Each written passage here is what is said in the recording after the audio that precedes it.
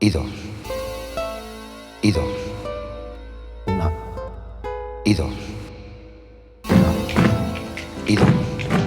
Hello and welcome to Cortesnyc Livestream, the podcast. This show broadcasts twice a week out of New York City. We are your hosts, Cortesnyc and Carla de Puerto Rico. And on the show, we talk about art, creativity, city life from a Latino perspective. I'm a visual artist. And I'm a singer.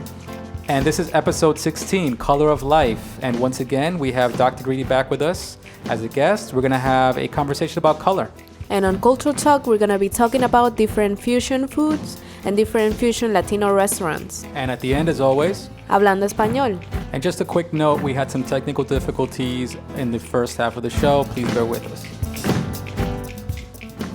Dr. Greedy is back. The doctor's in the house. Welcome. Yeah. Thank you. That's your cue to talk. What's up from Washington, D.C.? Nice. All right, so this time around we're going to talk about color and how we all live in a life surrounded by color. Sometimes you don't even notice the colors that are around you. I think the ones that we do notice are the more obvious ones, the bright ones, the vibrant ones. Or, like, if you're a New Yorker, the absence of color. We love to wear black, right? All New Yorkers wear black. Is that the way it is over there in D.C.? New York and L.A. Nah, here people, they wear their blues and their browns and stuff like that. But yeah, New York and L.A., for some reason, that's just all about the black. Yep. So we're going to talk about color all around us, what it's like to live in a life full of color, why are we attracted to certain colors, and we'll also talk about why do we crave color. I mean, we know that color is used to sell products and to sell things, so, it's not a coincidence that you'll have a racing car that's bright red, a sports car is bright red, or, a bright color. All right, so let's start first off. So color is a spectrum. Color is light reflecting off an object going into our eyes. It's our perception of that light ray. It's not even an actual color. So the color red doesn't exist. It's a spectrum, part of the spectrum that goes into our eyes. It's how we perceive the pigment in that object. But as a little kid, we're taught to identify color. So when you're a little kid, they give you crayons and they tell you this is red. So when you see this spectrum, you say red. When you see a spectrum, you say blue. When you see a spectrum, you say green, and whatever it is. So that's why we get trained, just like we get trained to use words and letters in an alphabet. We get trained to use these phrases for these colors so that we have a vocabulary to explain the color spectrum. But in reality, color is more complicated. There are some shades that we don't see. There are more subtle shades. Greed, give me some example of your subtle shade vocabulary. Like warm grays, cool grays, okay. Things like that. Like just little changes, What about in blues? I know that you deal a lot with in your graffiti. You like to deal with purples, violets. Those are secondary, tertiary colors. You get into certain blues. Give me some shades of blue and some shades of purple. Back in the day, what really had kind of like, I remember just the Krylon stuff, like the Regal blue, like that really kind of solid darker blue, and then the Royal blue, which is kind of more like just a middle blue, and then you have the Sky blue, which is like the lighter blue, you have like a powder blue and a pastel blue, and you can go all the way from nearly just black to almost white, just all shades of blue. I remember the first time I heard of lavender, the color lavender, believe it or not, I'm an artist, but the first time I heard of the color lavender was through spray paint. Because I had somebody mention the color and they were trying to describe it, and then it was like lavender, and I was like, oh shit, and then I was like, oh, that's what you call that. I always used to call it just like a light purple. Uh-huh. I would say, oh, that's a light purple, but there was actually I learned the word lavender. Dove gray always stays with me. A periwinkle blue. Periwinkle blue. There you go. Periwinkle is another color. I think periwinkle. I first discovered the word, not discovered, but acknowledged the word periwinkle. I think I was already in high school when I finally was like, periwinkle. I was like, what the fuck is periwinkle? Carla, what about you? What subtle colors can you identify? I guess purple and violet. Okay. Which they're a little bit different, and fuchsia and pink, which fuchsia is a little bit brighter than pink. I guess there's different type of pink, and fuchsia is a type of pink. That's a subtle right. change. Yeah, fuchsia is one that I learned once I was in college. I heard of fuchsia. I was like, what the fuck is fuchsia? Oh, and lime green, and then just like dark green or like what is it? Green. That green that is like the one that everybody knows. And then you have the lime green, because when you get the crayons now, they actually have those two tones. They crayons. have crayons. Yeah. Sorry, crayons. I thought you said Krylons for a second. I was like, Carla's buying Krylons. But now, because they have like a bigger range, they have different little tones of the color. So you have the dark tone and then the a little bit lighter tone. I mean, I'm drinking beer right now. Delicious beer. Delicious beer. But, even beers have color, right? Yeah. What color shades can we say from beer? Go ahead. You hit it, Greed. Oh, my favorite's amber or red, or I like those kind of beers. Yeah. Yeah, there you go. So even beer has color. And we identify beer by its color, right? Some beers. Yeah. Well, wine also, right? Right. Ah, yeah. Yeah. White wine, red wine, and you can see the subtleties in wine.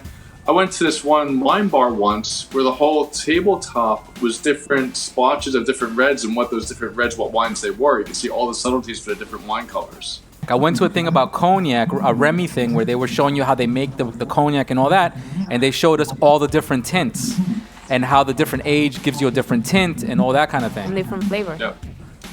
Is there any of that in whiskey that you might know of? I know you're a big whiskey drinker.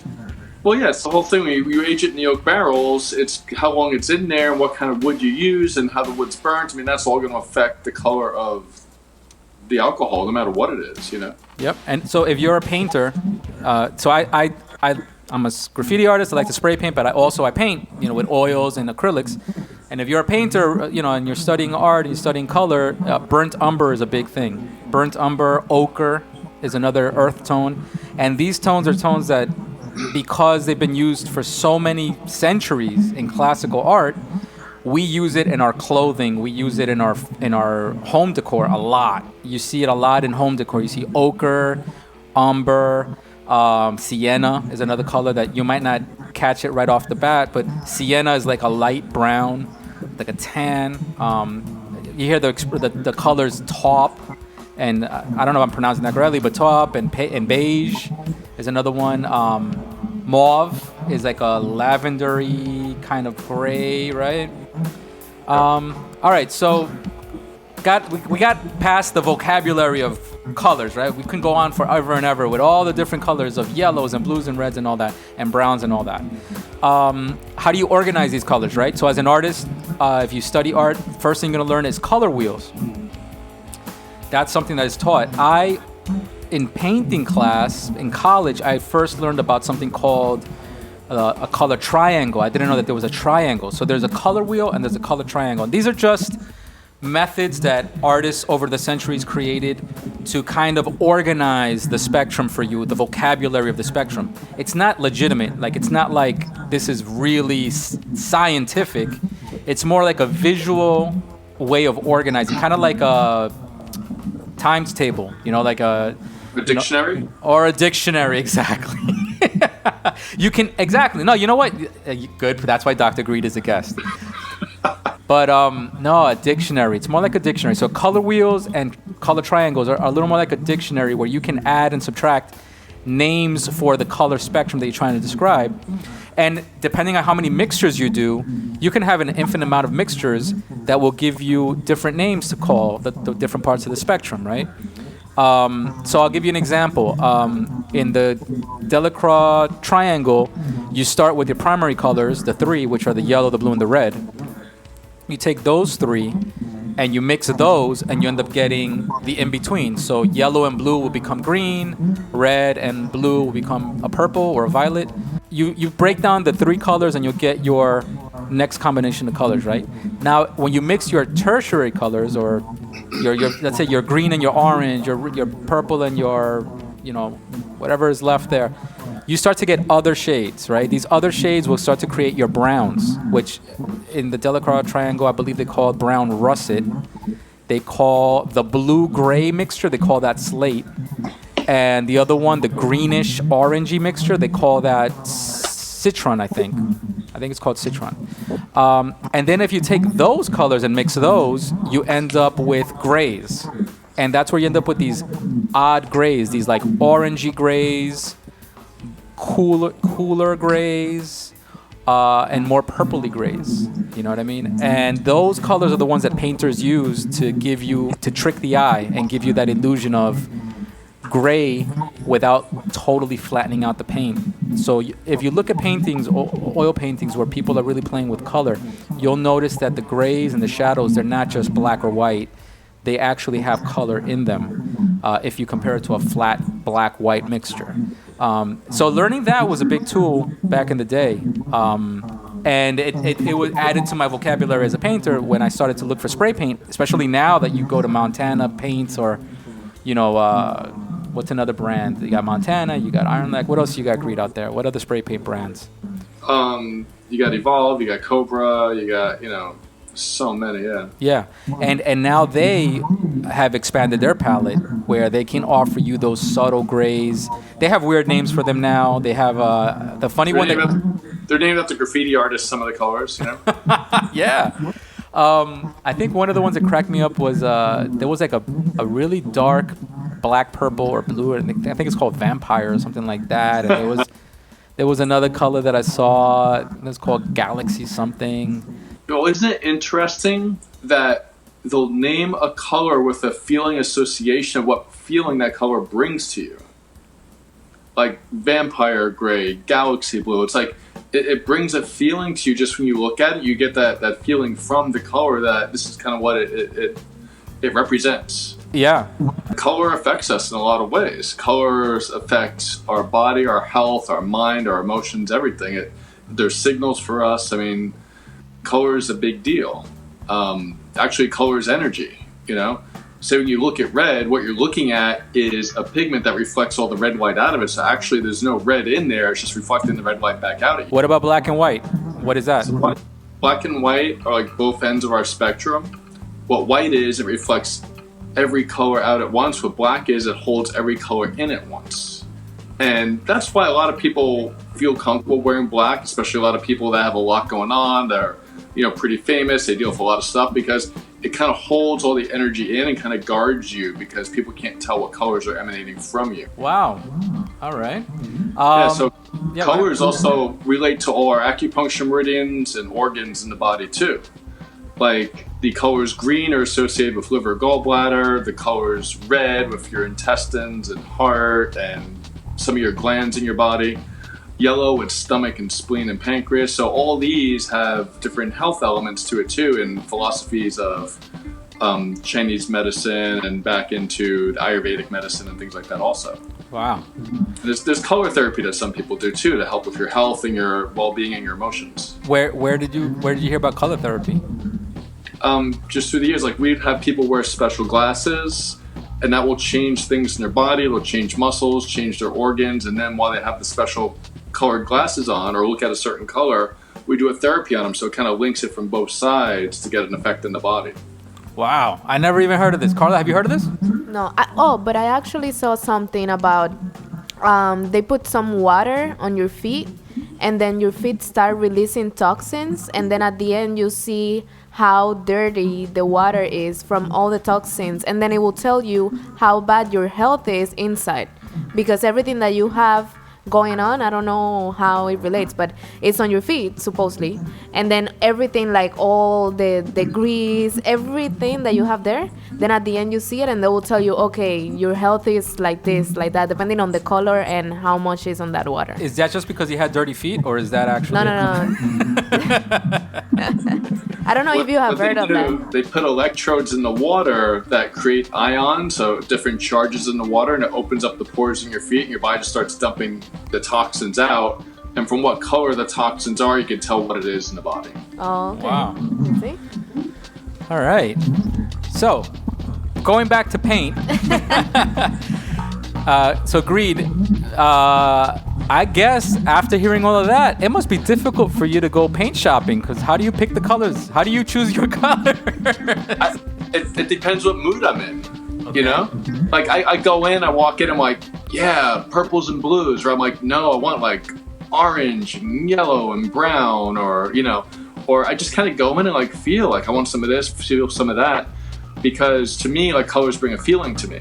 So that's like when me and you always used to paint, like you'd have all your technical aspect of your colors and how they work and everything. But me, I would just like put all the paint on the floor and just feel like, oh, I'm gonna use this and that and that and this. I just kind of used my intuition of what would work right. And you would turn on the wall like, damn, Greed, how do you do that? Like, No, for anybody who doesn't know, so Greed is a graffiti artist. He's an old friend of mine, and his style of graffiti. One of his claims to fame is definitely his ability to make very interesting color combinations. He does 2D graph style, old New York traditional way, but his choice of colors have always been interesting. A nice contrast of colors. Sometimes they're harmonious. Sometimes they're subtle shifts of color. All right. So let's move on into what makes us need color. You know what I mean? Like, could we exist in a non-color life, or would that be like? well, to me, it's the same thing as, only eating lettuce every day. Don't you crave some different foods for different nourishment of your body? It's the same thing with color. You crave different colors for different nourishment. True. Yeah, I think that if everything was black and white, everybody will be very depressed. Because even on days, when sometimes during the winter or during the spring, you have days where it's always raining and you can have a week of that. Sometimes you start feeling a little bit like down yourself just because the weather is like that and the environment is like that. But then when you have a sunny day, sometimes it actually, brings motivation out of you and everything. And the sun has what we call full spectrum light. It has all the spectrums of light. And if you want to be really health conscious and healthy, you get full spectrum light bulbs in your house, which are like natural sunlight because you get the full spectrum of all the different wavelengths, instead of just a cheaper light bulb that doesn't have the full spectrum. So this way you'll feel healthier and happier within your home because you have the natural sunlight spectrum. Didn't think of that at all. Not at all. All right, so talking about healthy things. Obviously, green is associated with healthy things, right? Yeah, it's actually associated with healing and the heart and stuff like that. So yeah. Also, nowadays it's associated with like going green, like eco-friendly. Yeah, recycling. Yeah, earth. But I mean, there's true things behind that, right? Like green grass, foods, vegetables. Greenery is a good sign, right? Well, look at spring. Spring is when the fresh, vibrant, like bright green comes out, right? And that's just new sign of new life. And I think we've always associated with this sign of new life and things getting warmer and happier. So green's just like like everything's good. It's like the fresh earth and the warmth coming back and everything. So what does it mean for a big urban city to have all gray? Like you're in a life of gray cement. And but, cement. If you look at a lot of newer architecture, they'll throw different colors in with the cement or use different color stones on the outside of the building. So newer architecture, they try to mix it up. That's true. Oh, you know what? Something else that they're trying to do is put glass. So now you're reflecting the sky. You're reflecting things that are going to actually make you feel a little more comfortable than being surrounded in a world of concrete or brown brick, right?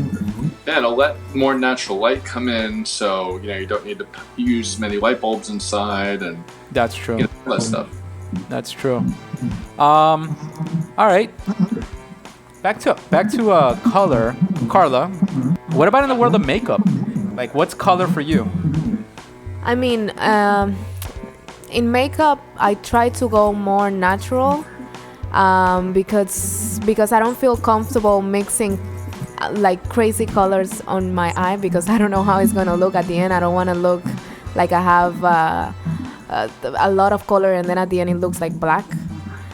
So when I do my makeup, it's actually kind of like a painting from what I've learned because you're working with contouring your face, you're working with highlighting your cheeks, you're working with highlighting the inner corner of your eye, and then to putting a little bit of shadow in like the other part of your eye. So it is actually a lot of playing with colors, but if you want to do it like in a subtle way, which is normally what I do, I'll go with some browns and then like a color that is near my skin tone, and then I'll put like a bright color, like with little glitter on it, like on the inner corner, which is the way they say, it's supposed to be. How do they I've noticed that they market makeup and makeup products to you certain ways. Like you've mentioned it to me before, like some will be a little more flamboyant. They have the names that they give the colors, the names that they give the palettes, like that kind of thing. Yeah. I mean, it actually depends. It's a lot of the branding of the products. Some companies are known for being very colorful, so they're used mainly for if you have a big event at night and you want to be like get all the attention and get because you're gonna be talking to people, right? You want your makeup to be alive. So you'll use, let's say, Smashbox. Smashbox, that sounds crazy. Cosmetics. Smashbox sounds crazy. Or Urban Decay also. These are brands that are known for they're colorful. They have like very bright color, like reds and blues and colors that are very pop. They're pop. And MAC also, MAC Cosmetics. And then you have a little bit of more subtle or more natural palettes of eyeshadows. So it depends really what you're into, and if you're comfortable mixing all those colors in your eye, or if you're comfortable getting to know more about how the color blend together, then you'll use it. And then also something that is new from this makeup time and recent years is the highlight, which is the highlight is basically like glitter that you put it up in your cheeks so they pop in your face, and you really will not notice until you use it what difference it makes in your look, which is something that I've been learning a little bit more about now. And I think that it's also because they're connected with art. So now makeup, if you're a makeup, somebody that knows about makeup or a makeup guru, it doesn't matter. You don't have to do makeup art for movies. Just do regular makeup, everyday makeup, and you're a makeup artist, and you're a makeup guru, and you have Instagram followers of 1 million followers or 2 million followers, and a lot of YouTube views. All right, so I'm gonna steer this boat back around to another subject. We got just a couple of minutes left, but clothing. I've been working in fashion for a while now. Clothing and color is a huge thing, and when it comes to clothing and color, they tend to go with there's a certain criteria. Like you don't do green shirts, you don't do purple shirts because they don't sell. You don't do red, doesn't sell as good as blue. Blue only sells if it's navy. If you really want to sell a shirt, put it on black and it sells. Put it on white and it sells. Maybe not as much, but it will sell. And now the trend's been going black and white.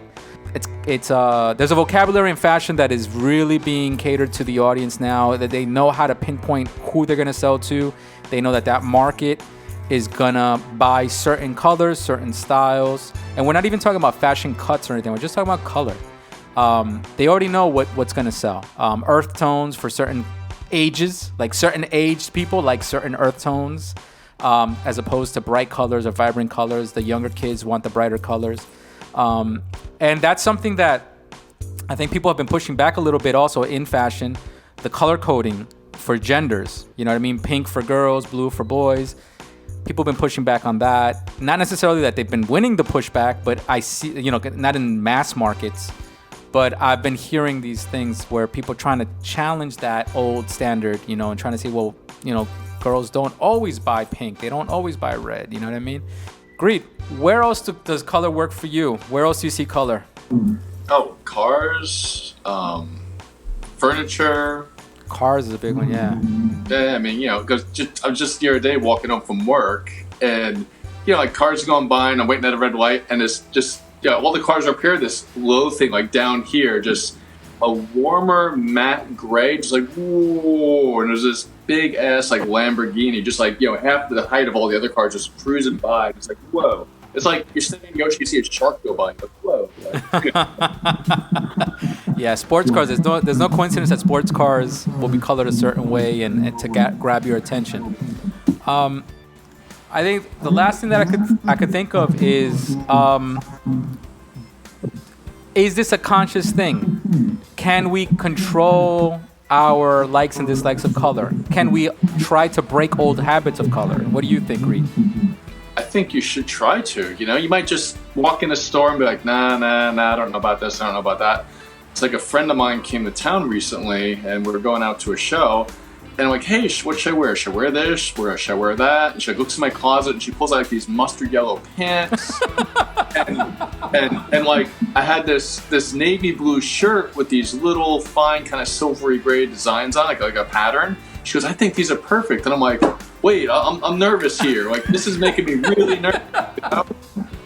But I put them on, and I'm like, this works. Like, I feel good in this, but I would never do it myself ever. I would never do that on my own, Right. So I think sometimes you need someone to say, just, try this on and see how it feels. You might not know how it feels. Actually, I think we do that sometimes on walls, don't we? When we do a production. You do it to me all the time. Greed, do this. I'm like, I don't know. But I think for people out there that might not know, graffiti writers do this all the time. If you do a production, it's very common for graffiti artists to say, what color palettes are we going to do? Are we all going to do the same colors? Sometimes we all shop the same colors and say, okay, we're going to do blues and purples and greens. And some of the art, if you got 5 artists, not everybody's going to be comfortable with those colors. But you do it as an exercise of challenging and breaking the old habits, right? That's why we do it. All right, guys, this was an interesting conversation. I didn't think we were going to go so deep. I like this. Color. If you like this conversation, if you guys out there have anything to add, if you like the conversation, just want to comment on our conversation, hashtag Cortesnyc Livestream on Instagram, hashtag ArtLife. Look for Dr. Greed. Let him know what you think about his pants and shirt combination. Look for Carla. Let her know about her makeup and why her eyeshadow was not on flick. Yeah. Let me know about my highlight too. All right, guys. Thank you. Pero si no estás haciendo todo igual, no tiene ningún color el paso que hace. Separa menos tiempo. 1, 2, 3, 4, 5, 6, 7, 8, 9, 10. Culture talk, my favorite part of the show because I get to sit back and let Carla do all the talking, except we have a guest this time. We had a little bit of technical difficulty in the earlier sections. There was a lot of echoing and stuff going on, but Greed, now Pilot Greed, Captain Greed, he's got his captain's headphones on, and we fixed that microphone problem. Greed, give me a check. Hello. He sounds like a captain. Check. 1, 2. He's going to land this plane for us, all right? So, Carla, go ahead. We'll let you take over this. Yeah, so today for Cultural Talk, we're going to talk about a little bit about Latino fusion food and any type of fusion with food that we have tasted or that we know about, even drinks. So we're going to have a little bit of everything. And I want to start with the Latino fusion foods that I've known and that I've tasted, which are really interesting. So starting with Sushi Rito, which this is a restaurant. It's legit. It's actually a restaurant here in New York. We went one time for lunch, Cortez and I, and it is a mixture between burrito and sushi. So basically, it's a huge sushi roll. And it's the same size as a burrito, and then you have all the ingredients of a sushi. And the outside is rice, and then you have the little grass that they use also. It's a seaweed? Yeah, it's a seaweed. So yeah, but it is very tasty. I didn't love it because it wasn't the flavor that I'm craving for burrito. It wasn't there, and then the good thing of eating sushi is that it's small and you can eat it in just one bite, so it wasn't there either. Yeah, I remember just to jump in here, I remember we were eating it, and it's like you're eating imagine eating a sushi roll entirely without being chopped, and you're digging into it, you're like holding it with your 2 hands, and you're biting into it like you're biting into like a hoagie or a Subway sandwich, you know what I mean? The experience of eating the food, the food experience, the consumption experience, that was totally off. It was just off. It sucked. It was the worst. Yeah. It was the worst. But, and it's not even just that one restaurant. We found it here in Flushing, too, where they're trying to do sushi / burritos. Yeah. But this one, the one over here in Flushing, it was actually a little bit better because it was smaller, and I think that the flavors, they had a little bit of more Latino flavors on them, which was good. Yeah. So just staying into Go that for it. sushi theme, another restaurant that I've tasted and that is really good is Sushi Samba, and this is a mixture between Peruvian, Brazilian, and Japanese food, and it's very interesting because they do keep like very the special thing about the sushi, which is small, which is in pieces, they keep it, but then they mix in the sushi flavors from Brazil or from Mexico or from Peru, so it's really tasty. They have different types of sushis, and sushis that include cheese or that include some kind of meat that is relatable to the Latino culture. So all this is really cool. Let me stay here in the Japanese part because then we also have Japanese and Puerto Rico, because in Puerto Rico, you know, they are really proud of their amarillos and maduros. Which is plantain. Plantains, yeah, yellow plantains. And then they're also really proud of their meats. So they invented a sushi, which is made out of yellow plantains in the outside. And then in the inside, it can have either rice or pork. And then they made it as a roll. And then you have supposedly sushi, but it's really just like a burrito of yellow plantain and everything in the inside. You hungry yet, Greed? I'm getting so hungry. Oh my god. But it is interesting how some things they can just transfer to other cultures just like that. And then passing a little bit into Mexican and other cultures, I have Mexican and Italian, which I saw a recipe, which was like a Mexican pizza. So they will use... A Mexican pizza? This is like a very simple recipe relating to the Mexican pizza. Is a Mexican pizza that they have in Taco Bell, for example. Okay. That's a Mexican pizza. But then this one, the Mexican lasagna, what they'll do is they'll put layers of tortilla and then meat or chicken and then cheese and then the taco sauce. And then they'll put different layers of that and you put it in the oven as if it's a lasagna. And then when you take it out, you have all the flavors of the Mexican taco or Mexican fajita in a lasagna style. I'm starving. Yeah.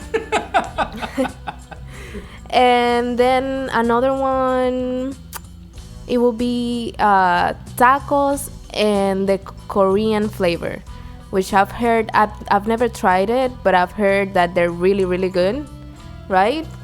Really good. So what I've heard is that they have it more in California, and they have different trucks where they mix. They have just like the same way you make a taco, but the meat inside has different flavors, more Korean, more spicy, or sweet and spicy, or stuff like that. And I've heard that they're really good. I agree. What do you know about that? Yeah, in Portland, there was a food truck called Koi Fusion, and they did so well, they started having other food trucks all over the place, and I think they're on Instagram and everything, Koi, K-O-I, like the koi fish and fusion. And they would have tacos and burritos of like Korean beef and kimchi and like these other fermented things in there. It was just freaking delicious. It was so good. This place is like 2 a.m. in the morning. All these cars are lined up. There's a line around the food truck to get food. It was awesome. Wow. And there's a place in D.C., an actual restaurant up over here by 14th Street and U Street by me. That's also a Korean type of taco place too. I haven't tried this one yet though. Yeah. Nice. Good stuff. Yeah, it is amazing how inventive now food is, right? I see Greed going for his phone, ready, dialing up. Do they deliver? Do they deliver? I need now. Just bring me my food. And then maybe so we can pass after this to drinks, different drinks. It will be Peruvian and Chinese, which I've been into a Peruvian restaurant, and what they have is a Peruvian style fried rice. So they'll have it's basically same as a Chinese fried rice, but they'll have a little bit of more like a Peruvian and Latin seasoning to it. What do you think makes it Peruvian Latin? I think the meat that they use. I'm not sure if they use pork or also other seasonings into the rice. Now I understand. Yeah. Okay. So these are the fusion foods that I have. What do you guys know about fusion drinks, if you know any? Well, actually, first let's stick to food. Oh yeah. Greed, you got any other fusion foods that we might not have covered? What about you? The There's those sushi burrito places out here too called burrito, like B-U-R, Rito, and yeah, those sushi burrito places. All right. All right. Now, for me, I think the biggest one was the sushi samba. I think that was an eye opener because I was already getting into sushi little by little, and then I heard of a sushi samba, and then when I saw that they throw in mango and this and that and the other and jalapenos, I was like, wow, that's really interesting. That's a different take on it. So I guess we would say the Asian influence is what's making the fusion thing really out of the ordinary. Because I think if you mix, I mean, you have like Texan barbecue mixed with south of the border style. You know what I mean? That's very easy. That's very common for us already. Like, you know, a North American and South American fusion is not anything out of the ordinary. Barbecue is barbecue wherever you go, right? Yeah. I think that's pretty common. But like Korean barbecue, like it'll have a little bit more spiciness or sweetness to it, stuff like that. And I did go to this one place. They had Korean barbecue fried chicken in like a bowl with the rice and veggies and everything. Like that was freaking really good. Yeah. All right. So Carla, go out for drinks. What do you got for drinks? Now we need some drinks because I'm feeling thirsty now. Well, for drinks, you know that we have all types of mojitos and margaritas. Mojitos, they can make it with not only lemon, but raspberry mojitos. And it's all about the fruits. Raspberry, strawberry, pineapple. Yeah, I think when you go for mojitos now, you got to really look at what you're drinking because it's not the old school mojito that was traditional. Now when it's mojito, you got the pre-mixed mojitos, and if you're going to get something really made on the spot, it's going to be a fusion. I think that's the new game, is like a mojito is like a generic thing now, and now they just want to spice it up with some other thing to kind of make it something new. What other drinks you got? Same thing for margaritas too. Margaritas now you have all types of margaritas, and I think it's more because there's more people drinking it now, so it's making it popular, and then everybody wants something different, so they're just trying to just give it to them something. I remember we went to an Asian restaurant and they had sakiritas. Oh yeah. Which is weird, but all right. I guess you can make a sakarita. Yeah. What about you, Greed? What do you got? I was just at a restaurant last week, Asian influence, where they had sochu, which is kind of like a sake, but they're making sochu like martinis with different fruits in it and stuff like that and everything, and that was pretty interesting. And you ever heard like the lychee fruit too, the Asian fruit, lychee martinis? Something that I've seen lately in a bottle is rum and horchata mixed together. I never heard that. Is that a classic thing or not really? It's like a new thing, is it? I think it's new. So someone, said, try this. And I tried it. And I'm like, well, it tastes interesting. So it's kind of like the rice milk and the rum mixed together with a little bit of cinnamon and sugar. But I'm like, I don't trust what's in the bottle. So next time my friend came over, I'm like, I'm going to make it from scratch. So I got hemp milk and cinnamon, and I kind of mixed up my own batch, and I got a really good rum and mixed it together. And they were like, oh, I'm ruined. I can't do that stuff in the bottle anymore. Something else I had lately too that I would have never ordered it because it was just kind of like too much of trying too hard as a fancy drink, but when I actually tasted it, it was really good. It was an old fashioned, but it had, instead of regular bitters, they did chocolate bitters, and they did they did some coffee grinds in it. Ooh. So they called it a coffee and cigarettes. Ah, nice. So it tastes like coffee and cigarettes, but it's an old fashioned with a little bit of chocolate bitters, and they just put some coffee grinds in it. It was really, really good. Just subtle differences in the flavors, but just very ingenious flavors. Yeah. Nice. That sounds delicious. Now we're hungry and thirsty. Oh, jeez.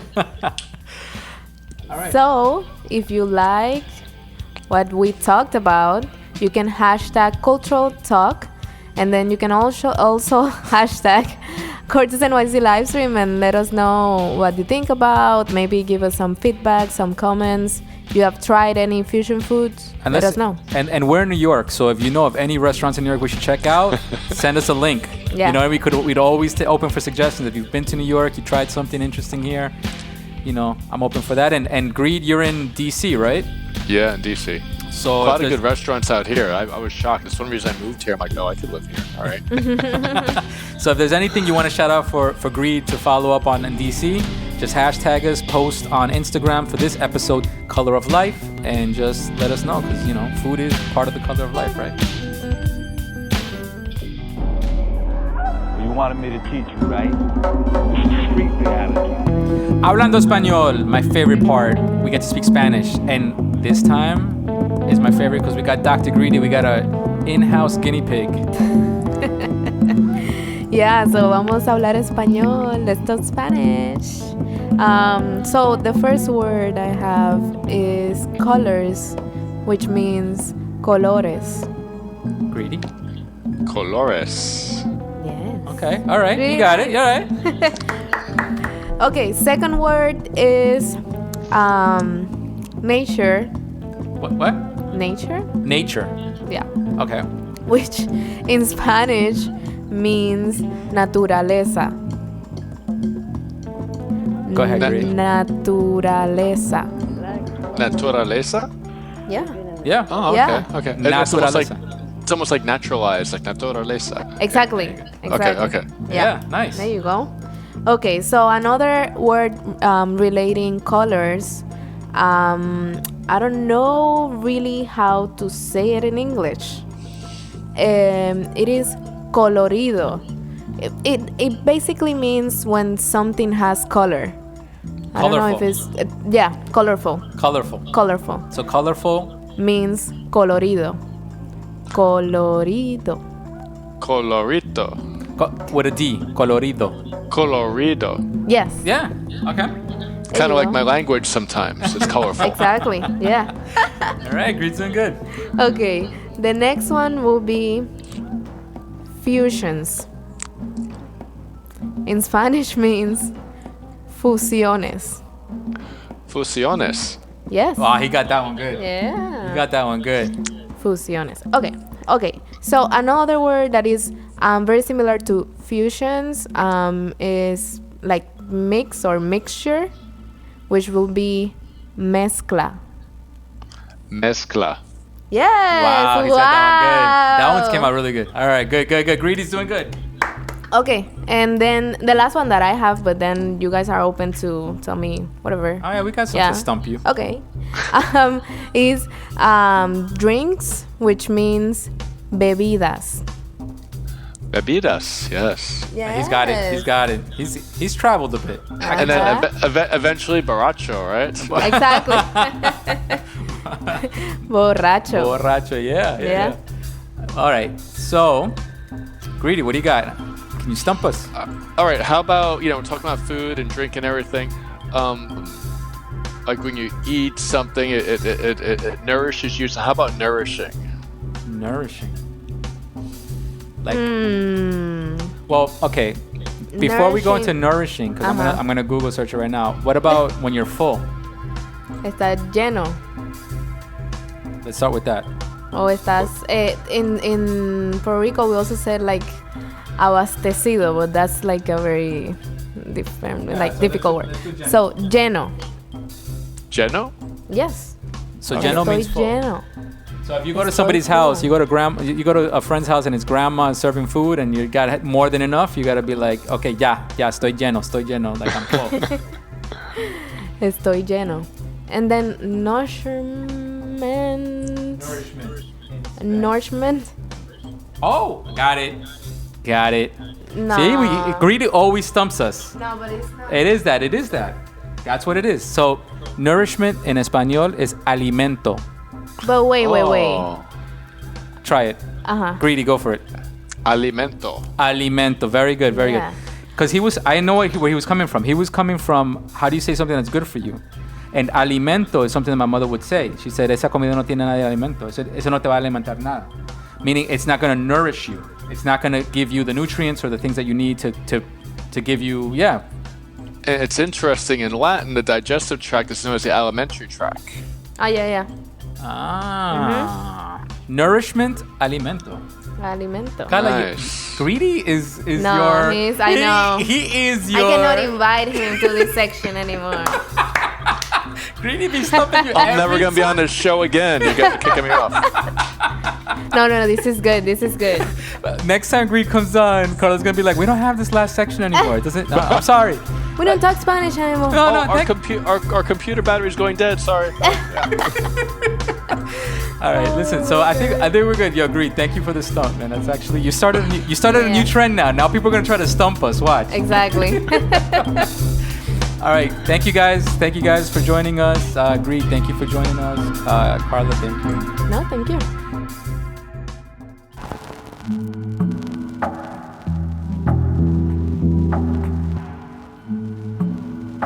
Greed, where can we find you? Where can everybody find you? Dr. Greedy on Instagram, Dr. Greedy, or maybe hashtag Challenge de Español. The new hashtag. All right, this wraps up episode 17. Next episode is episode 18. Arriba Mexico! Viva Mexico! Next episode is from Mexico. Celebration, pre-gaming, Cinco de Mayo. We're going to be talking about some Mexican artists, some muralists, and I'm going to look for some Mexican graffiti artists. And we're also going to be talking and explaining a little bit about Cinco de Mayo, where it came from, what does it mean, all the good stuff, and also we're going to be Hablando Español. Yeah.